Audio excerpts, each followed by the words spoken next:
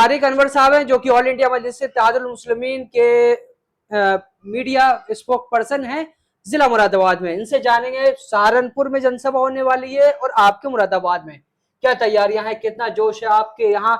असदुद्दीन ओवैसी आने वाले हैं। पिछली बार जब जनसभा हुई थी आपके घर भी आए थे असदुद्दीन ओवैसी, और इस बार जिले में आ रहे हैं। क्या घर पे बुलाने की तैयारी है, क्या क्या तैयारियां चल रही हैं? पहली बात तो मैं आपको ये बता दूं कि जो जनसभाएं हमारी हो रही हैं, हमने पिछली दो जनसभाएं जो की हैं वो बहराइच मटेरा वाली और नजीबाबाद वाली, वो दोनों जनसभाएं कामयाब रही और यकीन मानिए कि ऑल इंडिया मजलिस इत्तेहादुल मुस्लिमीन के ओहदेदारों में तो जोश है ही, लेकिन आवाम में जो जो जोश था वो वहां पर देखने को मिला। तड़पती हुई गर्मी थी और लोग पानी के लिए बेताब थे। धूप बहुत कड़ाके की थी, लेकिन वो मैदान भरे हुए थे और वहां पर वो असदुद्दीन ओवैसी साहब को सुनने के लिए गए। इंशाअल्लाह सहारनपुर में भी बहुत लोग, बड़ी तादाद में लोग पहुंचेंगे। और मुरादाबाद तो असदुद्दीन ओवैसी साहब का जाना पहचाना शहर है, और ये शहर वो शहर है जो नवाब मज्जू खां का शहर है, जिन्होंने जो शहीद आजम है, जिन्होंने आजादी के लिए अपनी जान को, अपने माल को कुर्बान किया। ये किफायतुल्लाह कैफी का शहर है, जिन्होंने अपने आप को कुर्बान इस मुल्क के लिए किया है। ये वो तारीखी शहर है जो हमेशा एक तारीख रकम करता आया है, और इंशाअल्लाह इस बार भी रैली भी तारीखी होगी, और जो यहाँ का नतीजा आएगा सन 2027 में वो भी तारीखी होगा। पिछली बार बड़ी बेताबी से आपने इंतजार किया, इसी घर में जो है दस्तरखान सजा ओवैसी साहब आए, कितनी खुशी हुई थी उस वक्त। और आप सुना है कि जब से आपको ये जो है जिम्मेदारी दी गई है कि आपके जिले में जो है होगी, तो क्या जो है अनुभूति हो रही है? नहीं, मेरे गरीब खाने पर अगर उस मर्द मुजाहिद के कदम पड़ते हैं तो मैं समझूंगा कि मैं खुश नसीब हूँ और मेरा घर बाबरकत हो गया। और मैं अपनी पूरी कोशिश करूंगा, लेकिन क्योंकि एक प्रोटोकॉल है उसके तहत मैंने ऐसा सुना है कि वो इधर आधर कहीं नहीं जाएंगे, वो सीधे होटल। नहीं, पिछली बार जब आए थे इधर। जी हाँ, तो पिछली बार आए थे मेरे यहाँ, घर पे आए थे जी घर पे आए थे। कितनी खुशी हुई थी परिवार वालों को? आपको? मेरे परिवार वालों को बहुत खुशी थी और मेरे आस पड़ोसियों को बहुत खुशी थी, और मैं वो दिन मेरे लिए तारीखी दिन है। वो लम्हा था कि जिसे मैं जिंदगी भर नहीं भूल सकता, और हमेशा उसे याद रखूंगा कि कितना बड़ा लीडर, एक हमारा कायद, इसी बैठक में जहाँ हम रिकॉर्ड कर रहे हैं यहीं बैठे थे? नहीं, अंदर वाले कमरे में, अंदर वाले कमरे में बैठे थे, मतलब आपके घर में असदुद्दीन ओवैसी साहब आए थे। अब जब 2027 का चुनाव है, पिछली बार 2022 का था, यहाँ पर लोगों ने सुना और वोट नहीं दिया, उन्होंने कहा कि भाजपा को नहीं रोक पाएंगे। अब क्या फर्क देख रहे हैं और कितनी भीड़ आ सकती है जनसभा में? हम सफर न किसी हम नशी से निकलेगा, हमारे पांव का कांटा हम ही से निकलेगा। क्या मुरादाबाद की टोटल जितनी विधानसभा है उस पे आपकी पार्टी चुनाव लड़ने की तैयारी में है? टोटल पे चुनाव लड़ेगी।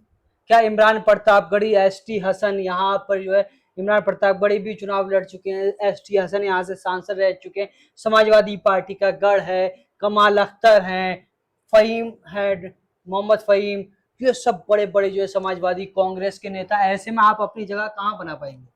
मैं अक्सर ये कहता था जब मुलायम सिंह जी जिंदा थे कि हमने ये सुना था कि कोई मर जाता है तो वो मरने के बाद लोगों पे भूत सवार होता है, लेकिन ये मुलायम सिंह एक ऐसा भूत है जो मुसलमानों पे सवार हो गया। अब हमारी कौम जो है वो इस बात को बहुत अच्छी तरीके से समझ चुकी है कि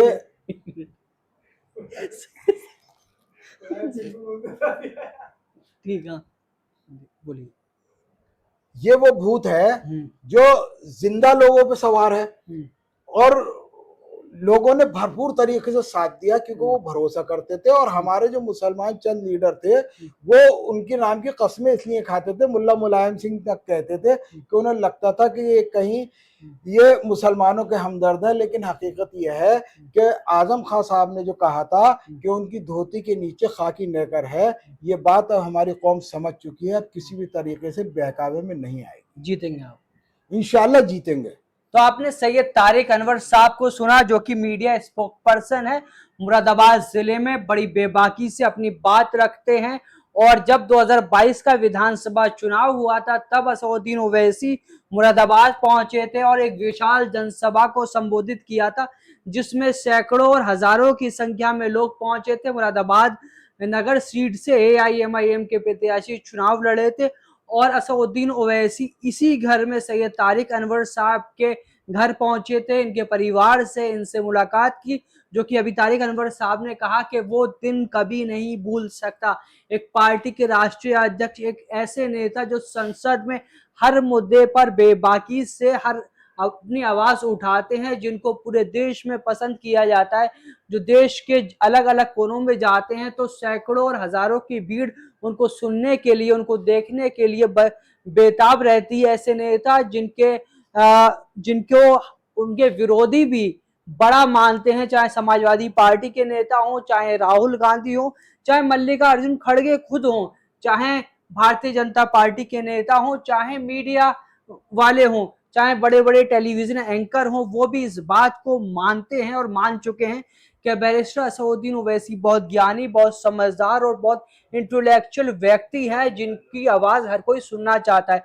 तो इतने बड़े लीडर, जिनकी सत्ता पक्ष हो, विपक्ष हो, उनके साथ के हो या उनकी विचारधारा को सम्मान ना करते हो, उसके बावजूद उनकी तारीफ, उनका सम्मान करते हैं। और ऐसे नेता जब किसी के घर पे आते हैं तो उसके लिए फख्र का दिन होता है। और वैसे ही तारिक अनवर साहब ने कहा कि मैं इतिहास में वो दिन नहीं भूल पाऊंगा जब असदुद्दीन ओवैसी साहब इस घर में तारिक अनवर साहब के साथ आए थे, उनके परिवार से मुलाकात की थी। अब 2027 के चुनाव में फिर से मुरादाबाद आ रहे हैं। कहीं ना कहीं इनको मायूसी है, क्योंकि प्रोटोकॉल के अनुसार असदुद्दीन ओवैसी नहीं आ पाएंगे, मगर इनको ये खुशी है कि जो लगातार 2022 से ये और बाकी वकील रशीद साहब हो या मोहित फरगनी साहब हो या एहतशाम मंसूरी साहब हो, ये मुरादाबाद के वो नेता हैं, वो लीडर हैं जिन्होंने इस पार्टी को सींचा है मुरादाबाद जिले के अंदर। और ये वो नेता हैं जिन्होंने मुरादाबाद में ऑल इंडिया मजलिस इत्तेहादुल मुस्लिमीन को इस्टेब्लिश किया है। तो कहीं ना कहीं आज मुरादाबाद जिले के अंदर असदुद्दीन ओवैसी की पार्टी मजबूत हुई है, उसमें इन सब का क्रेडिट जाता है। और अब 2027 में इनका मानना है कि चुनाव जीतने के लिए और पूरी तरीके से मुस्तैदी से ज्यादा सीटों पर चुनाव लड़ेंगे।